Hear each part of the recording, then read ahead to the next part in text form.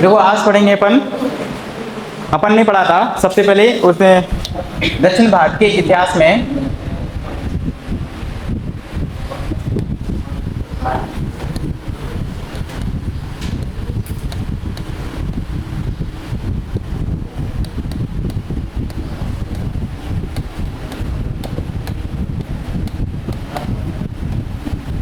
दक्षिण भारत का इतिहास, इसमें आपने कंप्लीट कर लिया था। 3 राजवंश अपन ने कंप्लीट कर लिए थे। यहाँ पर यदि तमिलनाडु के इस वाले भाग में देखें तो कौन है यहाँ पर कौन है? यहाँ पर चोल राजवंश और यहाँ पर चेल राजवंश, चेल राजवंश, और यहाँ पर है पांड्य राजवंश। क्या है? पांड्य।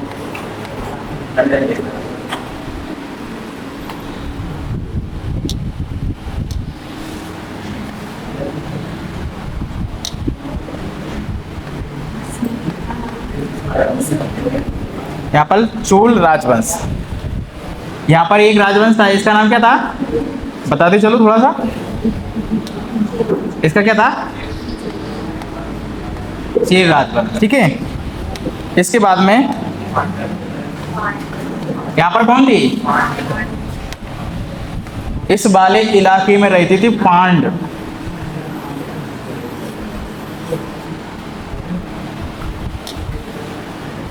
ये वाला इलाका था पांडवों का।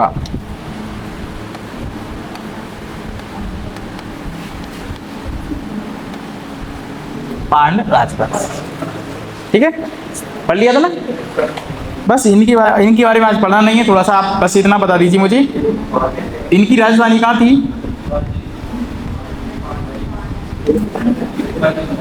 इनकी राजधानी कहाँ थी?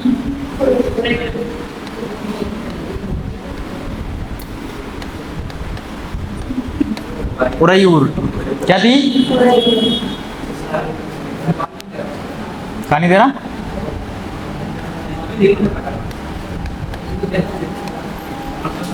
उरैयूर। इनकी राजधानी कहाँ थी? मदुरई।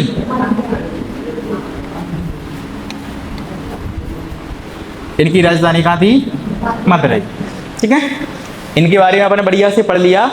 अब देखो धीरे धीरे क्या होता है, यहाँ पर कादम्ब वंश आता है। इसके बाद में देखो यहाँ पर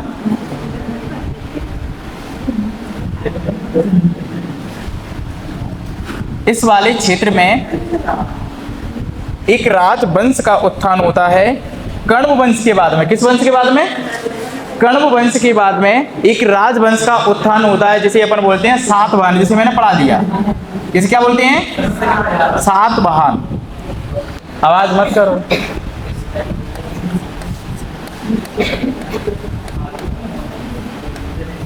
कौन सा राजवंश आता है? सातवाहन। ठीक है, सातवाहन राजवंश यहाँ पर आ जाता है। और 7 राजवंश किसके समय में था? शकों की। शक आए, कुषाण भी थे ना।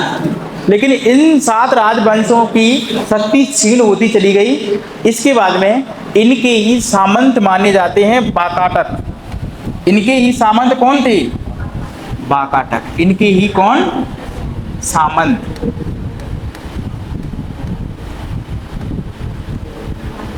सामंत मतलब जमींदार, बड़े बड़े जमींदार, जमींदार।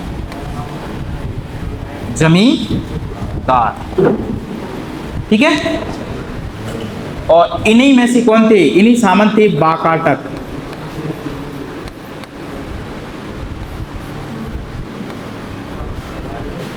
इनके सामंत कौन थे?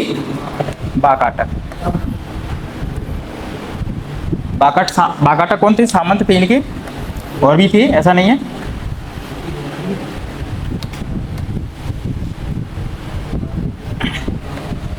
किसके सामंत थे? सातवाहनों के सामंत थे वाकाटक। और वाकाटक का जो क्षेत्र था वो यहाँ पर था, ये वाला। ठीक है। अब सातवाहन राजवंशों की शक्ति क्या होती है? यहाँ पर कम होती चली जाती है। यहाँ पर जैसी कम होती चली जाती है और इनके सामंत खुद को क्या करने लगते हैं, यहाँ पर खुद को पेश करने लगते हैं, मतलब खुद क्या अपना राज्य बनाने, स्वतंत्र राज्य बनाने लगते हैं। ठीक है, इसके बारे में मैंने आपको पढ़ाया था, गुप्त वंश पढ़ाया था मैंने। क्या पढ़ाया था? गुप्तों। तो अब देखो, तो सातवाहन के स्थान पर, इनके स्थान पर कौन आ गया है? इनकी शक्ति क्षीण हो गई तो कौन आ गया यहाँ पर? यहाँ पर वाकाटक राजवंश था और इन्होंने कब्जा कर लिया, स्वतंत्र राज्य बन गया, मतलब यहाँ पर इनके क्षेत्र में आ गया। ठीक है, वाकाटक। तो क्या ये वाली बात है तुम पहले से पीछे से रिपीट आप कोरिलेट कर पा रहे हैं कि नहीं कर पा रहे हैं? कौन सा राजवंश कैसे था, समझ में आ रहा है कि नहीं आ रहा, बताइए।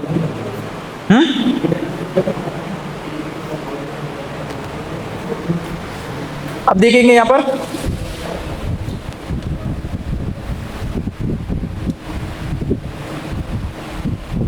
इनका वाकाटक राजवंश, यहां से देखते हैं। ठीक है, तो वाकाटक राजवंश किसके समय में था? सातवाहनों के बाद में इसका उत्थान हुआ और इसके वाकाटक के बाद में चालुक्य आ जाते हैं। तो जैसे जी खत्म होते हैं, इन्हीं के स्थान पर कौन आ जाते हैं? चालुक्य आ जाते हैं। कौन आ जाते हैं? चालुक्य आ जाते हैं। और इधर जो चोल वंश है ना, तो चोल वंश यहाँ पर क्या हो जाता है? धीरे धीरे ये भी क्या समाप्त होता है धीरे धीरे, और यहाँ पर कौन आ जाता है? पल्लव वंश आ जाता है। कौन सा आ जाता है? पल्लव आ जाते हैं। कल बताया था ना मैंने, यहाँ पर कौन आ जाते हैं? पल्लव आ जाते हैं। तो इसके अब देख रहे हैं आप,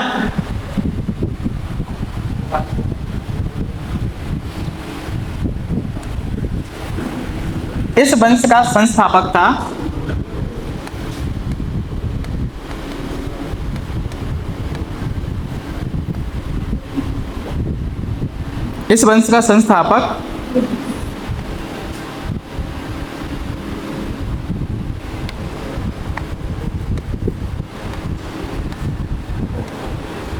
बिंदे शक्ति था। कौन था? बिंदे शक्ति।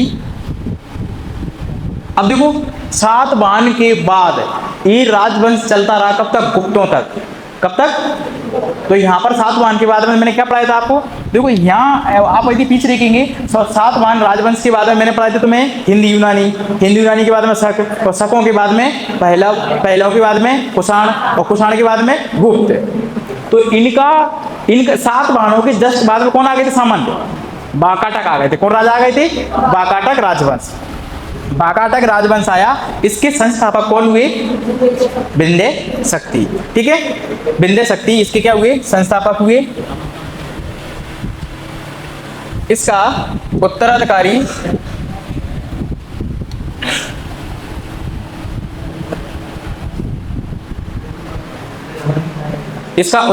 कौन? इसका उत्तराधिकारी होता है प्रवरसेन। इसका उत्तराधिकारी कौन होता है? प्रवरसेन इसका उत्तराधिकारी होता है।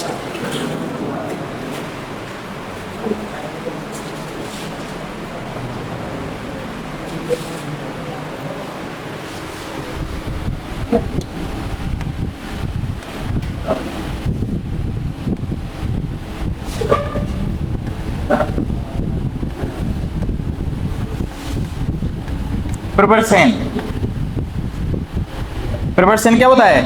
इसका उत्तराधिकारी होता है। और इसके ही समय में वाकाटक दो भागों में विभाजित हो जाते हैं, मतलब कई दो भागों में, कई भागों में विभाजित हो जाते हैं, लेकिन प्रमुख शाखाएं होती हैं दो। प्रमुख शाखाएं क्या होती हैं? दो होती हैं। तो यहाँ पर आपको बता देते हैं।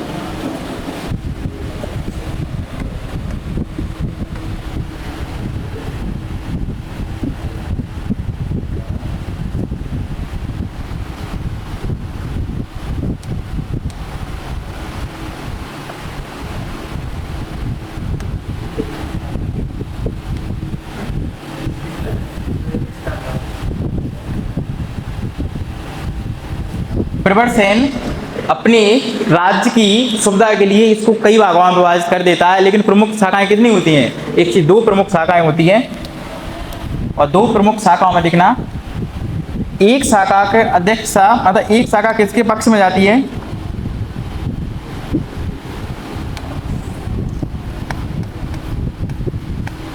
गौतमी पुत्र। किसकी शाखा में जाती है? गौतमी पुत्र। और एक जाती है सर्वसेन। सर्वसेन, ये प्रमुख शाखाएं होती हैं सर्वसेन। ठीक है,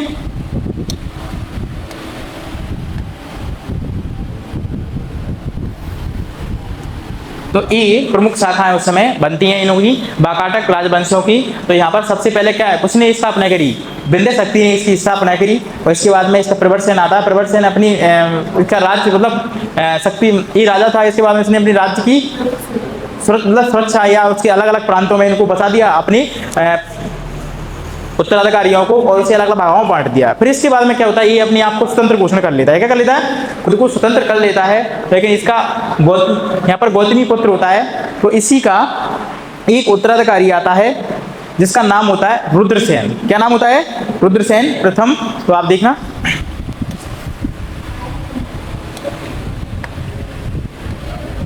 इसका उत्तराधिकारी होता है रुद्रसेन, रुद्रसेन प्रथम।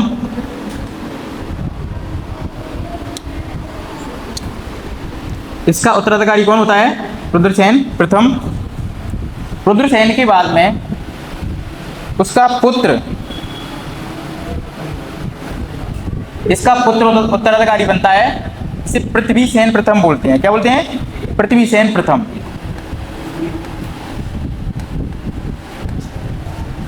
पृथ्वीसेन प्रथम, पृथ्वीसेन प्रथम इसका उत्तराधिकारी बनता है। इसके बाद में देखो पृथ्वीसेन राजा बन जाता है, और इसका उत्तराधिकारी बनता है रुद्रसेन द्वितीय, जो किसके समय में होता है, जो चंद्रगुप्त द्वितीय के समय में होता है। उसके बारे में भी बताएंगे आपको।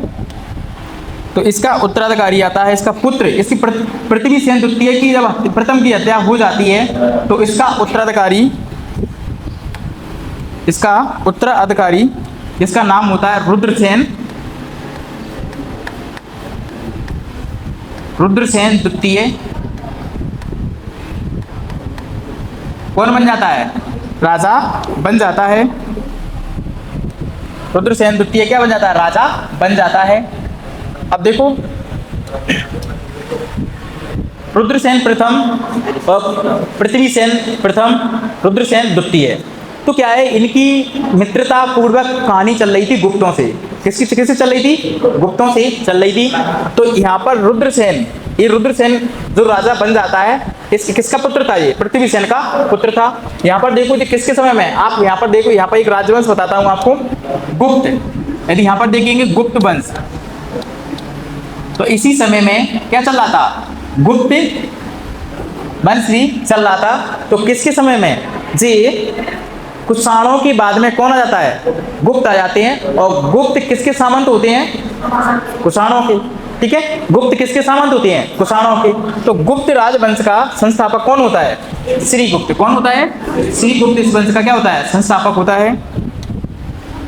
ये तो मैंने बता दिया ना, कौन होता है, श्रीगुप्त।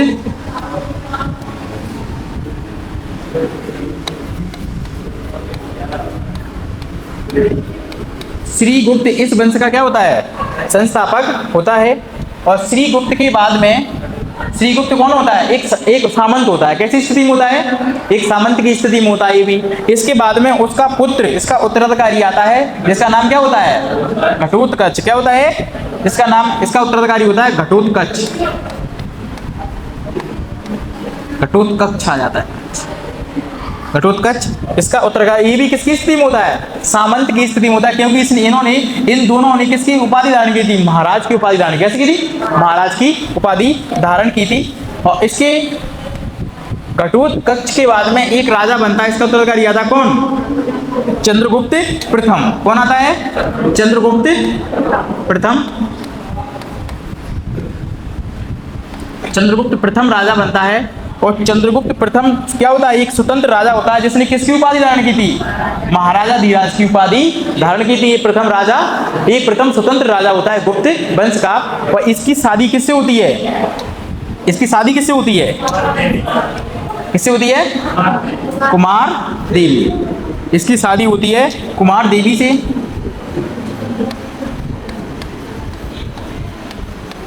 कुमार देवी से क्या होती है, इसकी शादी होती है। और इसने ही क्या चलवाए थे, रानी राजा के सिक्के इसने ही चलवाए थे। इनके बाद में चंद्रगुप्त प्रथम के इनका उत्तराधिकारी होता है कौन, समुद्रगुप्त। कौन होता है, समुद्रगुप्त। इनकी मृत्यु के पश्चात इनका पुत्र राजा बनता है जिसका नाम होता है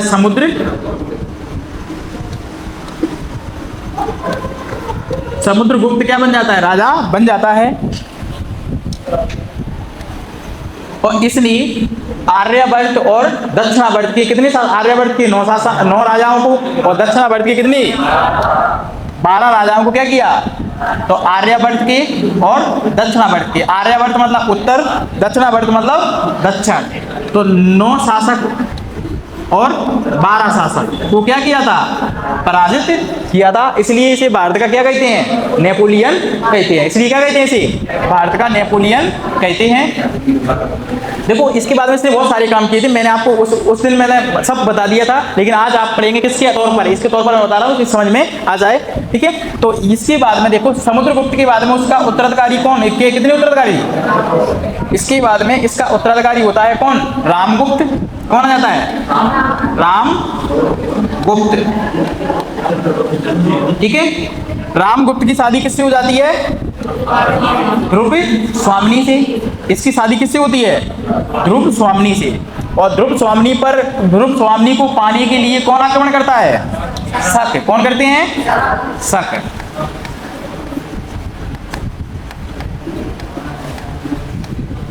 ध्रुव स्वामिनी से क्या हो जाती है, इसकी शादी हो जाती है। लेकिन इसको पाने के लिए इस पर कौन आक्रमण करते हैं, बाहर शक कर देते हैं। कौन कर देते हैं, शक आक्रमण करते हैं। और शक आक्रमण करते हैं तो वो बताते हैं कि इसकी ध्रुव स्वामिनी पत्नी को उठाकर ले जाते हैं। इसके बाद में इसका भाई, इसके बाद में कौन, इसका भाई कौन, चंद्रगुप्त द्वितीय। इसका भाई कौन होता है, चंद्रगुप्त द्वितीय होता है। चंद्रगुप्त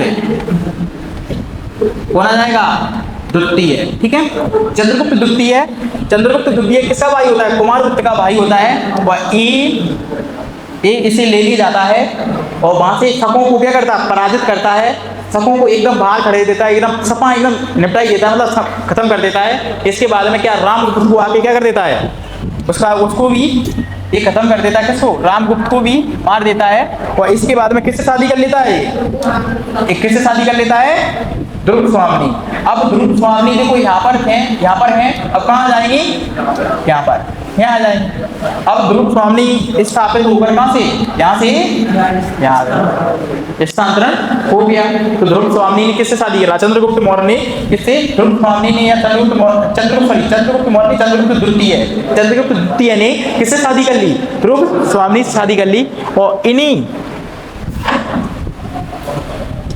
इसके बाद में देखेंगे जो रुद्रसेन द्वितीय है, रुद्रसेन द्वितीय, और इनकी एक पुत्री होती है।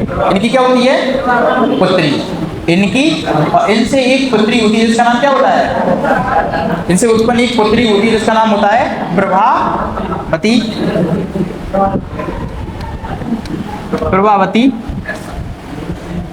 और इसकी प्रभावती गुप्त, इससे क्या हो जाती है, इसकी शादी हो जाती है। और प्रभावती की शादी किससे कर दी जाती है, प्रभावती की शादी किससे कर दी जाती है, बाकाटक राजा के एक राजा था जिसका नाम था रुद्रसेन द्वितीय, और इसकी शादी इससे की जाती है। ये इंपोर्टेंट पहुंचाना है इस वाले राजा, इसके लिए आपको यहाँ तक मैंने पढ़ाया है ना, तो आपको बाकाटक राजवंश जानना बड़ा नहीं है, वो इतना ही पूछता है बस, इतना मतलब देखो इसकी ये कहाँ कैसे। और इसके बाद में यहाँ पर जो रुद्रसेन द्वितीय था, रुद्रसेन द्वितीय की शादी किससे की थी, चंद्रगुप्त द्वितीय की लड़की या उसे कहो ध्रुव स्वामिनी की लड़की से क्या करी शादी। तो यहाँ पर आप समझ गए होंगे। तो बाकाटक राजा जो राजवंश था उसका रुद्रसेन द्वितीय एक प्रतापी राजा था, इससे गुप्त वंशों को बहुत इसको सहायता मिली थी। क्योंकि देखो इसमें आपने सुना, इसमें सब दक्षिण भारत के 12 राजवंश, उत्तर भारत के 9 राजवंश को इसने क्या समुद्रगुप्त ने पराजय किया था, जीत लिया था। लेकिन बताते हैं कि बाकाटक राजा को पराजय नहीं किया था, क्योंकि इसका उल्लेख नहीं है। तो इन्होंने क्या किया था, इन्होंने इनसे क्या की थी, मैत्रतापूर्ण, मतलब मित्र थे इनके, क्या थे, इनके कुछ संबंध थे मैत्रपूर्ण, तो इनसे संबंध इन्होंने बनाकर रखे थे इस प्रकार। अब आपको देखो ऐसा दिख रहा होगा सही से, तो यहां पर देखो मैप अपना दक्षिण भारत का इतिहास, इसमें देखेंगे सातवाहन राजवंश के स्थान पर कौन आ गए थे, कौन आ गए, बाकाटक कौन आ गए, बाकाटक। इनके जैसे ही इनका समाप्त हो गया, इनका खात्मा हो चुका था, तो इनके स्थान पर कौन आ जाते हैं, बाकाटक आ जाते हैं। और बाकाटक क्या काम करते थे, इन्हीं के सामंत थे, क्या थे, इन्हीं के सामंत थे बाकाटक राजवंश। तो यहाँ पर ये आ जाते हैं। और बाकाटक देखते हैं तो बाकाटक का संस्थापक कौन होता है, वेंद्र शक्ति होता है। इसके बाद प्रवर्तन के राज्य अपनी में कुछ भागों में बांट दिया, जैसे प्रमुख 2 शाखाएं होती हैं, गौतमीपुत्र और सर्पसेन। क्या होता है, सर्पसेन। गौतमीपुत्र का उत्तराधिकारी कौन होता है, रुद्रसेन प्रथम के बाद में होता है पृथ्वीसेन प्रथम, और पृथ्वीसेन प्रथम के बाद में कौन आता है, रुद्रसेन द्वितीय। और इधर भी देखो किसके समय में थे, गुप्त राजवंश के समय में। तो गुप्तों का संस्थापक कौन था, श्रीगुप्त का उत्तराधिकारी कौन था, घटोत्कच के बाद में आता चंद्रगुप्त प्रथम। चंद्रगुप्त प्रथम की शादी हो जाती है कुमार देवी से। कुमार देवी किस वंश की थी, लिच्छवी वंश। किसकी थी, लिच्छवी कहाँ था, बिहार नेपाल उसके आसपास में था। तो वो भी क्या एक राजवंश थी, तो उनको भी वहां से सहायता मिलती है। तो इन्होंने यहाँ पर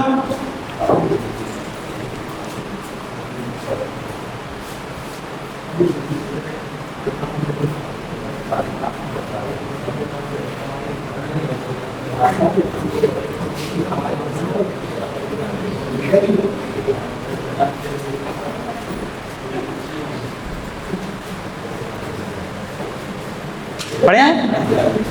देखो अब जो प्रभावती, ये वाली प्रभावती अब कहाँ आ गई बताओ,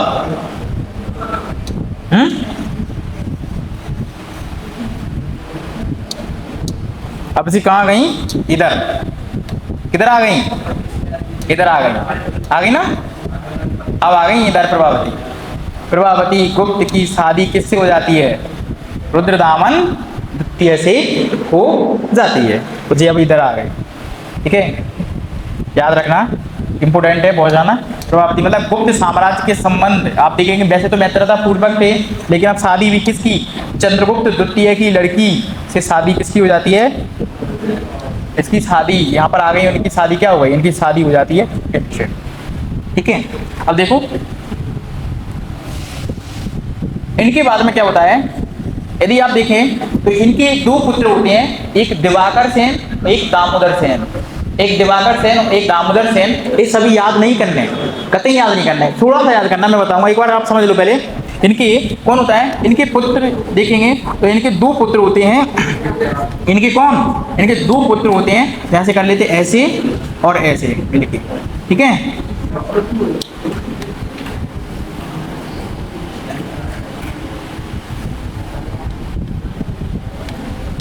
इनका 2 पुत्र होते हैं, एक होता है दिवाकर सेन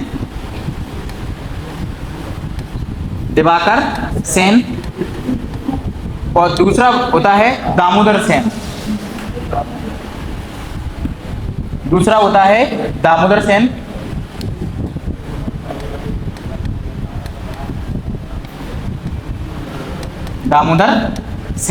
ठीक है, दूसरा कौन होता है, दामोदर सेन। तो यहाँ जो दामोदर सेन है, इसका ही एक दूसरा नाम था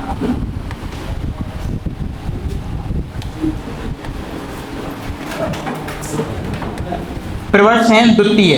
कौन था, प्रवरसेन द्वितीय। इसी का क्या था, उपनाम था, दूसरा नाम प्रवरसेन द्वितीय, ठीक है, प्रवरसेन द्वितीय। तो क्या होता है, इसके बाद रुद्रसेन की मृत्यु के पश्चात कौन राजा बनता है, रुद्रसेन की मृत्यु के पश्चात इसका अल्पायु मृत्यु हो जाती है। इन